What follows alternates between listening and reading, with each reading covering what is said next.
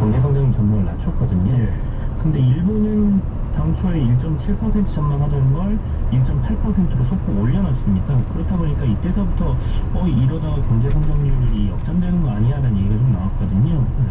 특히 IMF 외에도 글로벌 IB 중에는 우리나라 경제 성장률 올해 전망치를 1%대 중반으로 보는 곳들도 있어서 이럴 경우에는 진짜로 25년 만에 이게 IMF 이후입니다. 경제 성장률로만 우리가 일본보다 못하는 상황이 역전 상황이 나올 수도 있다 이런 우려들이 있죠. 근데 다만 일본 역시도 우리처럼 상황은 녹록치가 않습니다. 일본 역시 최근에 수출과 소비가 동시에 좀 많이 흔들리고 있기 때문에 그리고 또 워낙 엔저가 강하게 나오면서 여러 가지로 봤을 때 일본이 그렇게 딱히 좋은 상황은 아니다 이런 상황인데요. 다만 이제 앞서 이제 엔저 상황이 좀 강하게 나온다라고 말씀드렸던 게 일본 관광객 유입을 조금 최근에 증가시키고 있어서 이게 일본 경제에 좀 도움이 되나? 내수 소비에 상당히 도움이 될 것이다 이런 녀석들이 좀 덧붙여지고 있는 상황이죠. 그럴 수도 있겠어요. 왜냐하면 일본 찾는 외국인 관광객 2명 중에 1명이 한국인이라고 하는데 주변에도 일본 여행 다녀오신 분들이 꽤 있던데 실제로 얼마나 늘었습니까? 올해 1월 기준으로 보면은요, 일본의 외국인 입국자 수가 150만 명을 기록을 했습니다.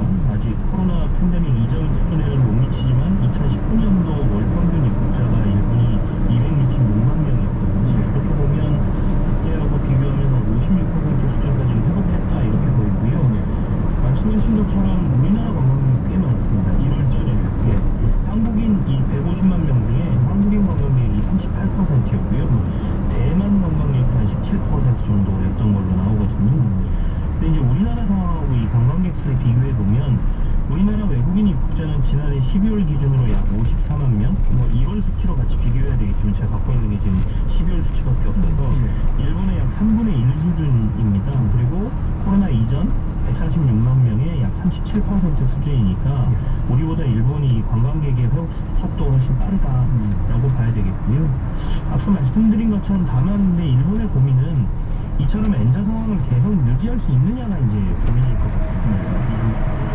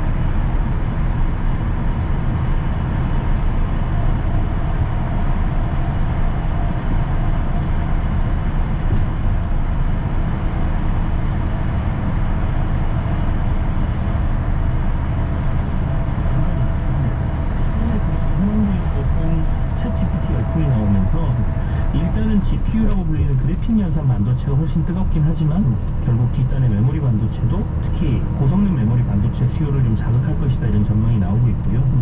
얼마 전에 SK 하이닉스에서 대표이사가 직접적으로 예상보다 메모리 쪽 시황이 1, 2분기 회복 시기가 빨라질 것 같다는 얘기를 내놨거든요. 그래서 그렇게 된다면 올 하반기쯤에는 메모리 시장 반등이 나오고 이게 회복된다면 우리나라 경제 성장률이라든지 무역 수지나 이런 것도 조금 개선되지 않을까라는 희망도 품어보고 있습니다.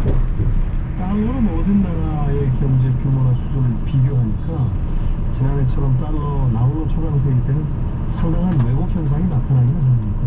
근데 우리 경제 성장률 그중에서 잠재 성장률이 10년에 1%씩 줄어드는 현상은 여전히 이어지고 있어서 위기감만큼은 그 어느 때보다도 크다고 볼 수 있겠습니다. 그걸 자극하는 소식이 고란 기자가 준비한 소식인데 20년 만에 1인당 국민소득이 대만에 추월당했다 그런 거죠. 그 한국 한국은행 통계치를 보니까요. 지난해 우리나라 1인당 GNI가 국민소득이 32,600달러입니다. 21년보다 8% 줄었어요. 그런데 이제 원화 기준으로 보니까 1인당 GNI가 4,220만 원, 역대 최고입니다. 1년 전보다 4% 늘었습니다. 역시 원달러 환율이 21년에는 평균 1,144원이었는데요. 지난해는 1,292원으로 연평균 13%가 뛰었어요. 워낙 약세 영향을 받아서 원화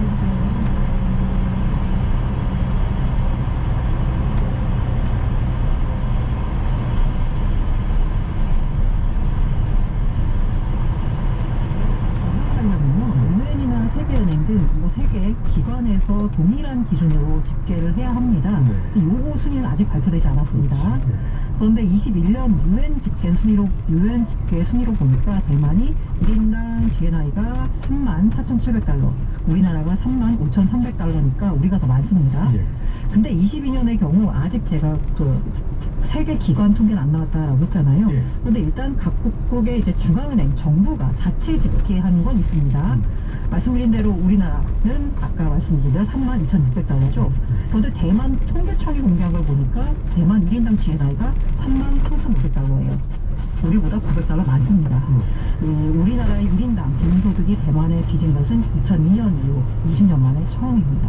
대만 달러화가 우리 원화에 비해서 좀 상대적으로 덜 평가절하된 측면도 있는데 이 대만의 역전당한 이유를 꼽아보자면 어떤 게 있을까요? 말씀하신 대로 일단 역시 환율 영향이 크고요. 예. 대만의 자국 통화 기준 명목 GNI를 보니까 4.6% 늘었어요. 예. 우리나라가 4.3 늘었거든요. 비슷합니다. 예. 근데 달러화 대비 대만 통화의 환율 상승률이 6.8%, 우리가 13%거든요. 예. 그러니까 통화 절하가 좀 덜렸기 때문에 역전당했다라고 볼 수 있습니다. 예. 그런데 이제 두 번째는 우리가 못했다라기보다는 대만이 잘했다라고 볼 수 있습니다. 대만이 2020년 이후에 성장률에서 우리나라 앞서는 상황이고요. 올해도 대만 쪽은 중앙은행이 2% 성장을 전망했는데 한국은행은 우리나라 성장률 전망치 1.6로 내놨습니다. 그러니까 GNI 역전이 환율로 인한 일시적 현상이 아니라 고착화될 수 있다는 우려가 나오고 있거든요. 다만 대만 같은 경우에는 사실 TSMC 등 반도체 비중이 절대적입니다. 사실 반도체 경기가 굉장히 좋았잖아요. 예. 그런데 지난해 4분기를 보니까 꺾인 상황이잖아요. 반도체가 네. 수출과 성장률이 예상보다 많이 꺾였습니다. 그래서 반도체 불황의 충격을 크게 받고 있는 상황이라서 앞으로는 좀 지켜봐야 될 것 같고요. 세 번째가 가장 문제인데요. 우리 경제 기초 체력이 약해졌다라는 분석이 나오고 있습니다. 최근 보시면 김치영 기자가 말했던 대로 우리나라 성장률 자체가 둔화되고 있습니다. 네. 기초 체력이 약해졌다는 의미거든요. 게다가 1인당 GNI 감소가 국민 실질 구매력 하락을 의미하는 만큼 앞으로 민간 소비가 더 위축될 수 있거든요. 수출도 안 되고 민간 소비도 안 되고 그거 걱정입니다. 네. 자, 알고란 고란 경제 전문 기자, 김치영 경제 전문 기자 두 분과 함께했습니다. 고맙습니다. 네, 감사합니다.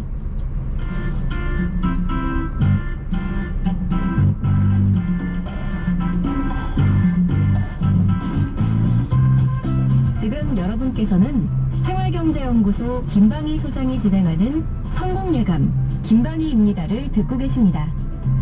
참여해주신 여러분께는 추첨을 통해 판촉물 전문그룹 기프코에서 텀블러 세트를, 아름다운 식탁창조 주비푸드에서 자연에서 갈아 만든 생와사비를, 쉽고 빠른 판촉물 제작 시너즈 기프트에서 LED 큐브 스탠드를, 80년 전통 미국 프리미엄 브랜드 레스토닉 침대에서 아르망디 매트리스를, 성공예감에서 정성스럽게 준비한 커피 쿠폰을 보내드립니다.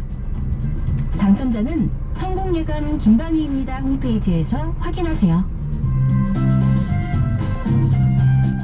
최지윤님이 오늘 경제상식 퀴즈 원소기호 얘기해 주시니까 학창시절 추억 돋네요 해주셨는데 이꼴계통이신 모양이군요. 이거 외워야 됐잖아요. LI 답이 떠오르시죠? 김대홍님이 앞으로 전기차가 더 셀 텐데 우리나라 기업들이 잘하고 있는지 걱정이네요 해주셨는데 우리 전기차 배터리 업체가 주요 기업이 3개죠. 이 모두 지금 다양한 방식으로 이 원소를 확보하기 위한 쟁탈전에 뛰어들었습니다. 광산을 인수하는 경우도 있고 광산과 전략적 제휴를 맺는 경우도 있습니다. 최근에 그 칠레에 이어서 이란에서 세계 2위의 광산이 발견됐죠. 전기차, 또 휴대전화, 배터리 등의 핵심 원료로 내연기관의 석유에 빗대서 하얀 석유라고 불립니다. 전기차 배터리 생산 원가의 한 40%가량을 차지한다고 해요. 근데 최근 이런 새로운 매장량이 확인되고 하면서 조금 가격이 떨어지지 않을까, 이게 전기차 가격을 낮추는 원동력이 되지 않을까.